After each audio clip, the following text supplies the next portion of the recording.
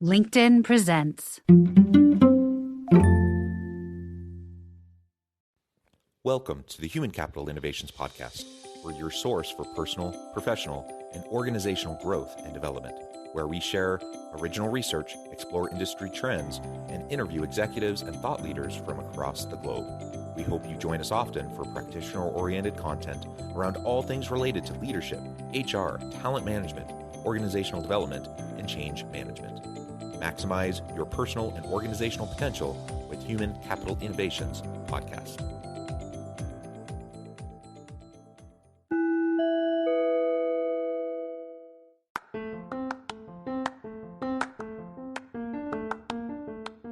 Do you enjoy the Human Capital Innovations Podcast? Enjoy ad-free listening by going to the Patreon page, and please consider contributing even at the producer or sponsorship level. And please leave a review. Thank you for your support.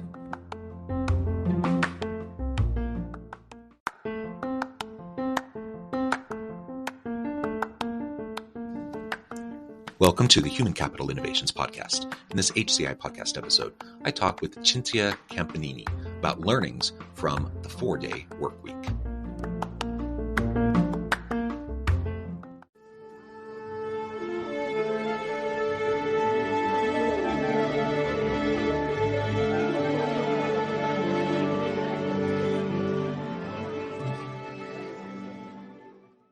Cinzia Campanini, welcome to the Human Capital Innovations Podcast.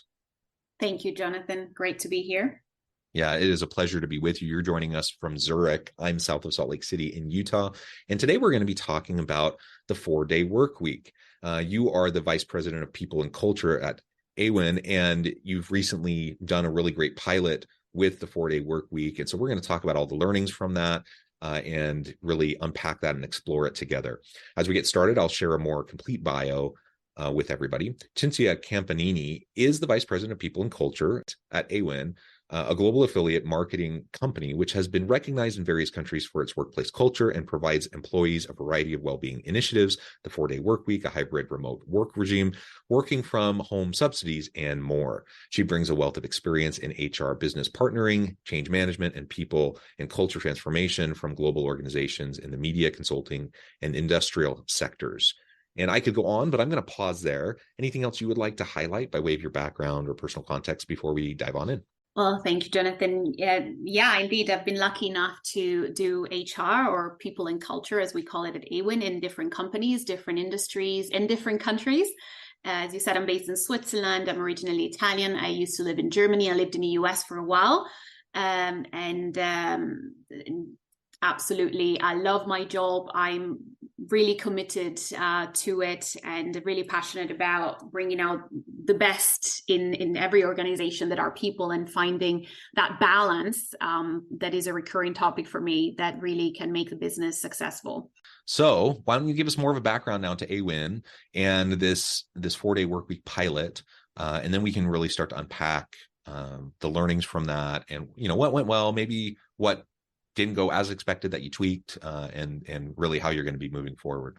Yeah, absolutely. So AWIN started a 4-day week pilot for all staff way earlier than way before I joined, actually, and way before it became part of a larger pilot. For example, I know in the UK, there was a pilot that ran last year from June to December with 60 plus companies. AWIN introduced the 4 days week as a pilot beginning of 2021. And then it was extended. So the trial phase was extended twice as we tweaked some of the details of it. And then started July 1st, it's become a just one of our benefits, our normal way of working, I would say. So it's embedded in our agreements with employees, and it's just really what we do in all of the 13 countries where we're present. To be clear, some people typically ask me, does it mean the company shuts down on Fridays or anything like that? No, every employee chooses with their manager which day of the week they'll be taking off. And this can also change, obviously, based on business needs, personal circumstances. So we, of course, make sure we're committed to serving our customers at any time. As you said, we're an affiliate marketing company, so we're always on supporting our customers in growing their business through online marketing campaigns. Also, and this is one of the tweaks we introduced the so-called peak times. At the moment, it's up to 9 per year. So these are weeks during which employees can be asked to work 5 days a week, for example, around Black Friday or any other particularly busy times for e-commerce. Yeah. And now, as I said, this is a permanent benefit. Since you mentioned, what have been the pros and cons and the learning. So the fact that we went from piloting it to adopting it as a permanent way of working already shows you that it's been quite successful so far. In particular, if I can name some numbers, because I love my data, we observed that of so-called regrettable employee turnover has decreased by 33% compared to end of 2020 when it was introduced. Sick leave days by 21%. I think this is a really interesting data point because it suggests that a shorter week helps people maintain their physical and mental health. We've also won several employee awards, Glassdoor, and in different countries. Our NPS scores from customers have gone up by 20.7%. This is really crucial. From the beginning, we decided to not only monitor, internal satisfaction, which is probably what you would largely expect, but also our business KPIs, right? So our customers' NPS scores have gone up, and our gross profit compounded annual growth rate went up by about 13%. Needless to say, employees are happy. As a summary of it, an internal survey we did last year shows that the vast majority of employees not only feel less stressed and they feel like their mental health is improved, they also say they are more productive at work in the 4 days and that they believe the quality of their work has improved. Those are amazing statistics, great outcomes. Now, in the US, when we talk about 4-day work weeks, a lot of times it means, you're taking, at a minimum 40 hours a week, maybe up to 60 plus hours a week. And now instead of doing it in 5 days, you're just doing it in 4 days. So now you're working 4 10-hour days instead of 5 10-hour days. Is that how you've approached it? Or are you keeping, an 8-hour workday, you're just reducing it down to 4? Right. So we have left this relatively loose, right, in terms of both contractually, because on the one hand, the goal would not to be, for people to work 10 hours a day over 4 days, even assuming just the 40 days week. That would not be the goal, but realistically, there had to be a learning curve, right? You can't expect necessarily to pack the amount of work of 5 days into 4 without any changes. So in parallel, we have worked massively on improving automation, on improving processes, on introducing new tools that support us being more effective. And really a key word here is flexibility. Some people might decide to work 10 hours a day for 4 days, and they're okay with that because they're so happy to have a 3 days weekend. Some people are so energized having a longer weekend that they are so productive. And that's what the survey tells us, that they don't really need to work that much longer on the other 4 days. So this is also largely something that each person chooses for themselves. And we left it on purpose as much as we could. We left it open, right? We don't want to tell you how many hours we need to work. We give you the option to work. By the way, we call it flexi week. So it's not necessarily 4 days. It can be 3 days plus 2 half days. You are free, whether it's a peak time or not, to work indeed on the 5th day if you feel that, you were tired the day before, or you feel like you really need to finish up something. So the key word here is really flexibility and trust, mutual trust that you will do what you know as an employee that you need to do. And another key concept here is a constant exchange between the employee and the manager and the company overall. We do a pulse survey every 2 weeks. And so if the employee feels that the 4 days week is not really helping their case, it's really crucial for them to speak with their manager, with their people and culture business partner, and say, why? Is the amount of work just so much that it's not manageable in 4 days? But if that's the case, probably it was a problem to begin with the 5 days week.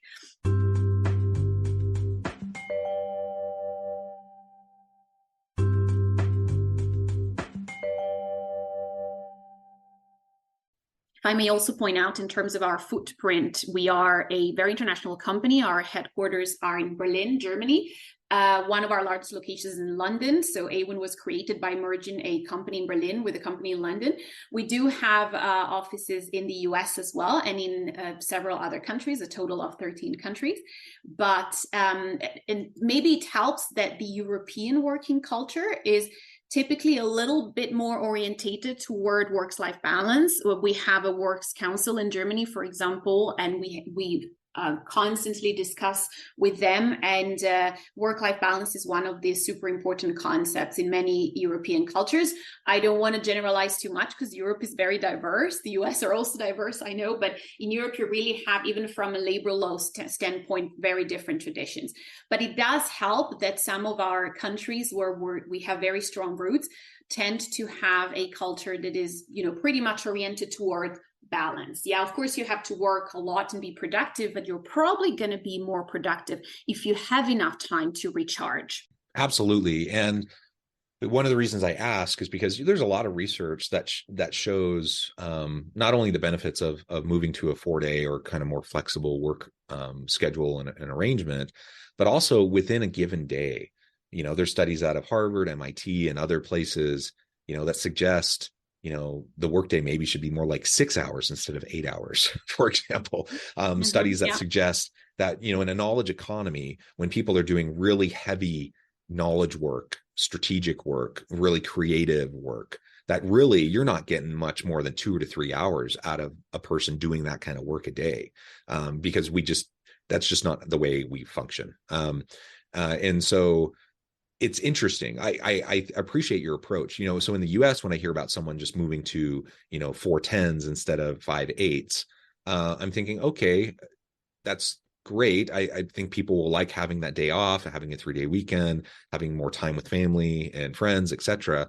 But how productive are they being in those days where they're working 10 hours? Now, sometimes you work 10 hours, sometimes you work 12, 14 hours. Everyone has those experiences, but if you're consistently always working 10 hours, the average person, are they really going to be super productive during those 10 hours? And so I appreciate your approach of just essentially outlining, this is what your job is. This is what needs to get done. We're going to trust you. We're going to give you flexibility. Your work needs to be done. It needs to be done well. It needs to be done at high quality. But ultimately, it's between you and your boss to figure out, what your work arrangement's going to be. We're going to provide the flexibility.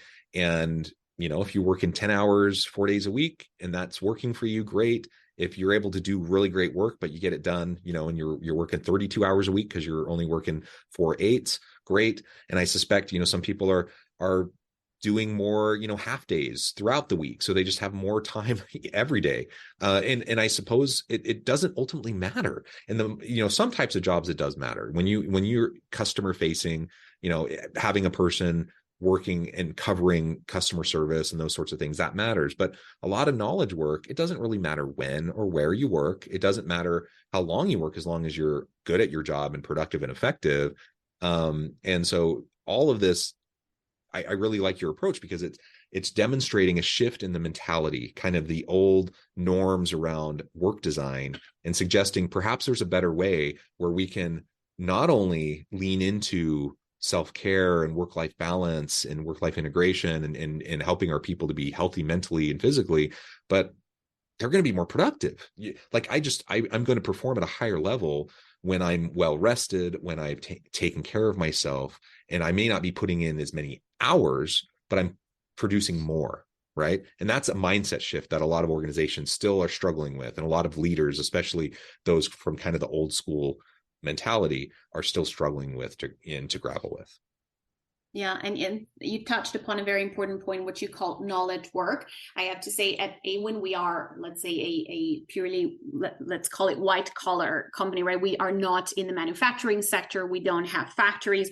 And I say this because this is crucial. Our work mentality is still largely rooted in the Industrial Revolution, where that type of job does give you a more direct correspondence or a proportional relationship between the amount of hours you put in and the amount of output. And even there we could question, right, whether a blue collar worker after 10 hours is not too exhausted to actually do their job properly. But in that case, there is a proportionality there. When it comes to, as you called it, knowledge work, and a lot of the jobs we have at AWIN, some of them require a lot of creativity. They might require managerial savviness. They might require a certain type of creativity and more just knowledge.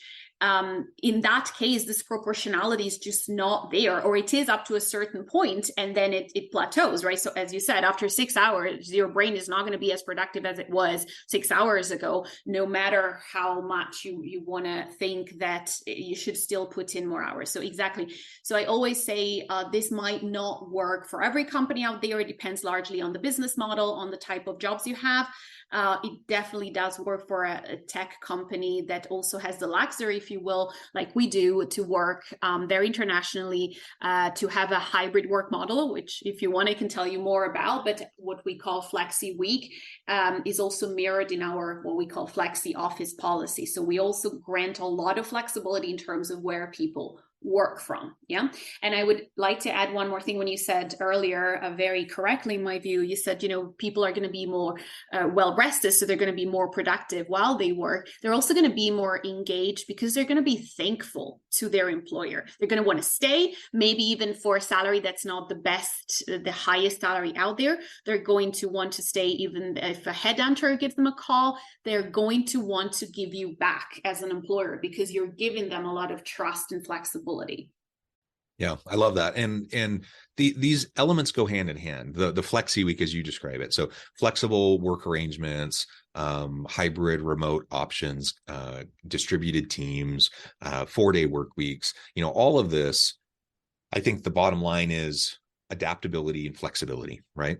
And whether, if for anyone in the audience, whether your organization is ever going to get their heads around this idea of a 4-day week, whether you term it that way, whether you end up working that way or not, I think the bottom line here is flexibility. We need to be adaptive. We need to be flexible. We need to be responsive to the needs of our people, not only so we're taking care of them and they're given the chance to perform well, but if we're going to attract and retain good people in this modern labor market, it's just a requirement. There's no way around it. We're not going to get good people. We're not going to retain good people if we're too rigid. And so many organizations, especially in the US, so many organizations are trying to just get people back to the office. They're like, we did this thing for 3 years. Now we just want people back. Everyone come back. And they're struggling. Like, people have shifted their expectations around work. They want more flexibility. And it doesn't mean that people don't want to be back in the office. I think most people like a variety. They like working from home sometimes. They like being able to work anywhere sometimes, but they also like some time in the office. That's why hybrid is so wonderful. You get the best of every world. And so just let's think about flexibility. Maybe for your organization, that means some form of flex week, 4-day work week. Maybe it doesn't, but I think all of us can probably build in more flexibility to the way we approach work design and how we're approaching trying to get the most out of our teams and giving them the best chance to be productive, effective, and ultimately just do cool stuff, creative, innovative stuff that's going to add value to the market.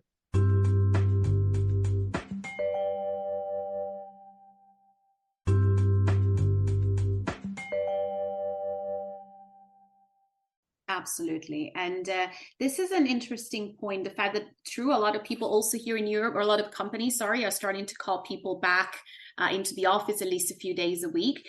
It is also true, and we have to point it out, that we're coming from a few years of very low unemployment rates in many countries. I would say Western countries, they've been at all-time lows.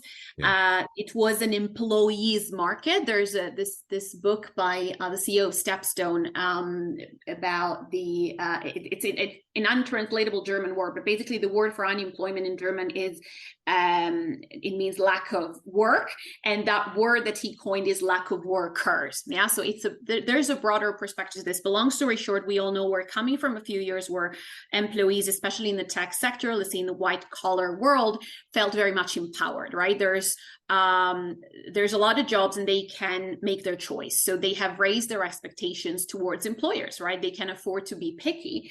And the younger generations, the late millennials, Generation Z, they have a particularly high expectation towards their employer. There's the sense that the employer has to really be people-centric, has to have a bigger purpose, has to offer a lot of perks as well, right? To bring it down to a very pragmatic level. Now, it is true that we're starting to see a shift.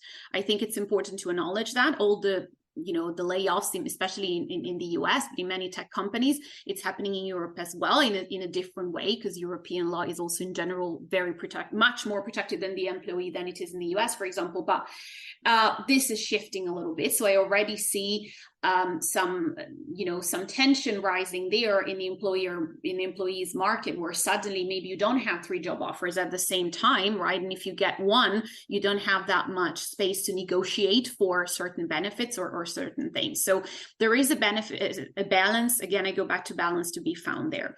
Another aspect that it's been one of our learnings from the Flexi Week and from our very flexible, as we call it, Flexi Office, is that what you were saying before, the appreciation, the fact that people feel loyal and appreciative that the company is giving them all of this and treating them like adults, really.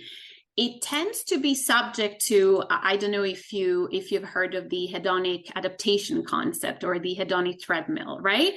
And we see a bit of a difference. As I mentioned, we have a bi-weekly pulse survey or engagement survey, and we do see, obviously it's anonymous, but we can see the demographics, right? We can split up the results by tenure and by age group and all that. And we do see that, boomers, Generation X, and let's say early millennials, so to speak, they are still very proud and very happy because they were there before the pandemic. They were there when it was normal to work 5 days a week. They know how special it is that we have the 4 days a week. They know how special it is that we are still giving employees a huge amount of flexibility. So we still have the nice offices, but most managers let their employees decide when they're going to go to the office and when they won't. And then we have the younger generations that maybe entered the workforce shortly before the pandemic or even during the pandemic. And for them, I don't want to say that they take it for granted, but this is also not seen as the huge benefit, as that, competitive advantage that my generation might see it as, so to speak. Yeah. So this is interesting. And I think the key to this is, again, to go back to balance and to transparency. We do have employees sometimes that ask us about, the 3 days a week, or why do we have the 9 peak times a year?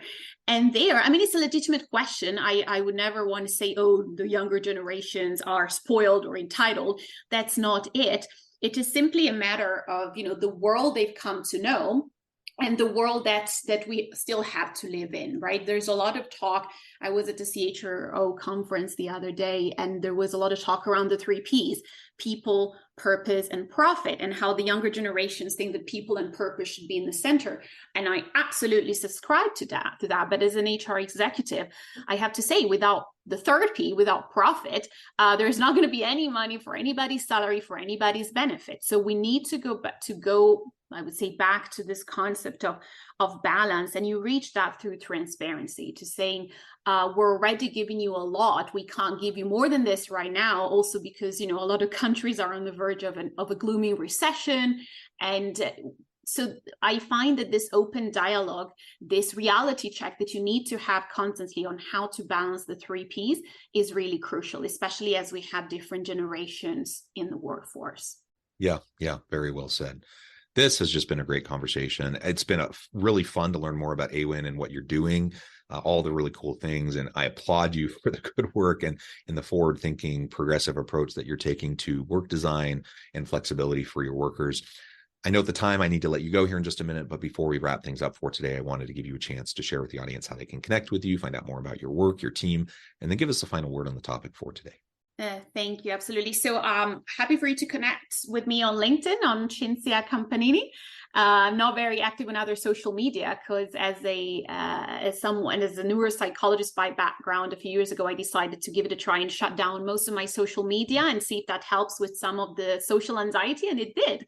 But I am on LinkedIn pretty much every day, so everyone is absolutely welcome to connect with me on there. I recently gave an interview also covering some of these topics, so they want to find out more, they'll find it linked there. And other than that, please check out our AWIN webpage. There is a nice infographic covering some of the things that I told you today about the Flexi week, 4 days week. And definitely you can find out more there. Wonderful. It has been a real pleasure. I encourage the audience again to reach out, get connected, find out more about what Cinzia can do for you. And as always, I hope everyone can stay healthy and safe, that you can find meaning and purpose at work each and every day. And I hope you all have a great week.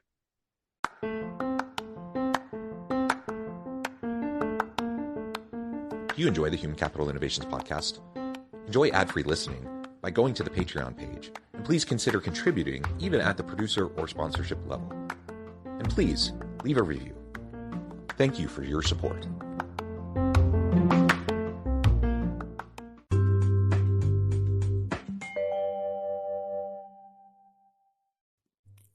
Thanks again for joining us for this episode of the Human Capital Innovations podcast. I hope you stay healthy and safe and that you have a great week.